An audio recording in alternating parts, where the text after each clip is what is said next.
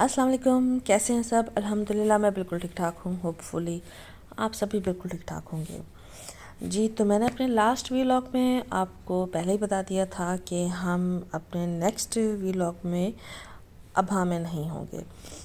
हमने जिस तरह से रात प्लान किया कि मॉर्निंग को हम लोग यहाँ से मूव कर जाएंगे, और जब हमने ट्रैवल किया था तब यहाँ पर सारे डाइनिंग और इवन के जो पार्क्स वगैरह थे उनमें जो जितनी भी राइड्स वगैरह थी उन पे सिटिंग अलाउ नहीं था। तो जब हमें नेचुरल व्यूज़ से ही मतलब इन्जॉय करना है तो क्यों ना हम आगे मूव कर जाएं। और जब हम अबहा के लिए ट्रैवल करने लगे थे तो हमें रिकमेंडेशंस में अल-बाहा का कहा गया था कि अगर आपने नेचर से लुत्फ़अंदोज़ होना है तो आप अल-बाहा ज़रूर विज़िट कीजिएगा। हम अपनी इस चीज़ को जहन में रखते हुए कि जब हमारा ट्रिप अब इसी तरफ ही ज़्यादा कर रहा है तो क्यों ना हम अल-बाहा मूव कर जाएं। तो हमने जैसे मैंने आपको पहले अपने वीलॉग्स में एक बार ज़िक्र किया था, booking.com से हमने अपना एक न्यू होटल बुक कराया अल-बाहा का। और अबहा और अल-बाहा के बीच का ट्रैवल जो है वो आलमोस्ट 5 and 6 आवर्स का है, 5 से 6 घंटे का है। तो हम लोगों ने कहा कि इस तरह से अबहा से जब हमें वापस मदीना भी जाना होगा तो हमारा हाफ़ ट्रैवल हो चुका होगा और ये मोस्ट टायरिंग भी नहीं होगा। अब अबहा में भी हम लोग ज़्यादा रुक नहीं सकते थे, तो हम लोगों ने यही सोचा कि अल-बाहा विज़िट किया जाए, और अगर हमें वहाँ कुछ बहुत मज़ा आया तो हम वहाँ अपना स्टे लंबा कर लेंगे। अपनी इस प्लानिंग के साथ हम लोगों ने बुकिंग की और हम लोग अल-बाहा की तरफ रवाना हो गए। सुबह उठे, नाश्ता किया और हमने चेकआउट किया। जब हम रास्ते पे चले तो बहुत अच्छा मौसम था, बहुत अच्छा टाइम था, हम लोग एंजॉय करते रहे। लेकिन जैसे ही हम आगे की तरफ जाते चले गए तो ये आप देख सकते हैं मौसम की हालत कैसे बदलती चली गई।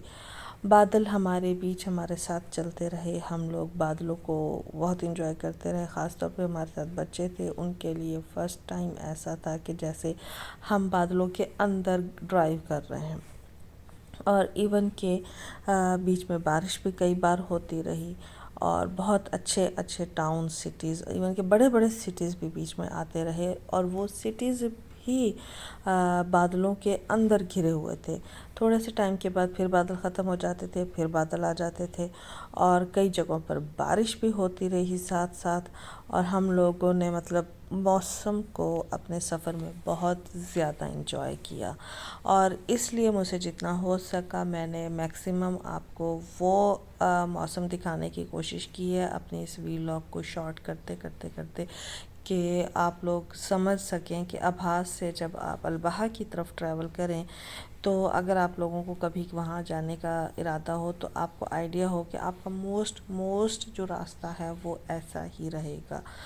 इवन के सम टाइम्स हमारा ज़ीरो विज़न हो जाता था और मैप पे भी रेड लाइन शो हो जाती थी, जिसकी वजह से बहुत मसला होता था। और इसके अलावा जो सबसे बड़ा मसला हमारे बीच हुआ वो ये था कि रास्ते में बहुत जगहों पर कंस्ट्रक्शंस भी हो रही थी।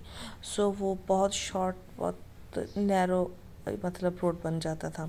और प्लस ज़ीरो विज़न के साथ बहुत ख़तरा होता था, बहुत डर लगता था। साथ में आपके एक साइड पे कंस्ट्रक्शन हो रही है और दूसरी साइड पे रोड एंड हो रहा है, और नीचे एक डीप होल है क्योंकि आप माउंटेन्स पर ट्रैवल कर रहे हैं। और इसके अलावा जो और मज़े की बात थी ये कि टेम्परेचर बहुत ज़्यादा था, मौसम बहुत अच्छा था, बारिश भी हो रही थी, बादल भी हो रहे थे, और बच्चे भी इंजॉय कर रहे थे। लेकिन साथ में एक और जो मतलब जिस चीज़ ने ख़राब किया कि मेरी एक बेटी की तबीयत ख़राब हो गई। उसने कंटिन्यूसली इस ट्रैवल में 3 टाइम्स वॉमिट किया, क्योंकि बहुत स्टीप और बहुत शार्प कट्स आते थे, और मौसम की वजह से हमें बहुत स्लो चलना पड़ रहा था, इवन के ब्रेक्स भी बार बार लग रही थी। तो उस बेचारी की तबीयत बहुत ख़राब हुई।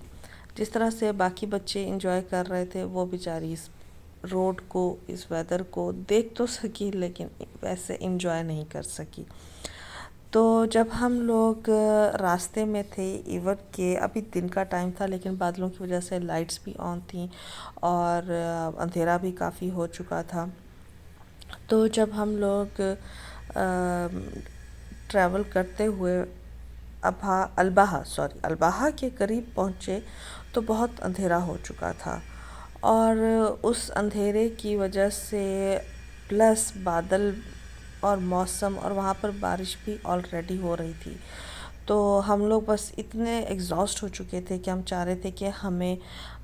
ہوٹل پہ ہم پہنچیں اور مطلب اس سفر کو ختم کریں، مگر جب ہم وہاں پہنچے تو ہماری بیڈ لک واقعی میں کہ جب ہم پہنچے، ہمیں اپنی بکنگ دکھائی جو ہم نے آن لائن کی ہوئی تھی، تو آئی ڈونٹ نو کہ what was the issue with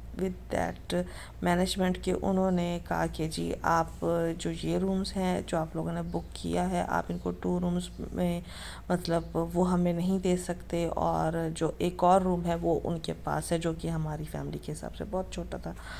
تو ہم لوگوں نے مطلب اس کو ریفیوز کیا، اور فٹافٹ جو ہمیں اور بکنگ ملی ہم نے وہ کی۔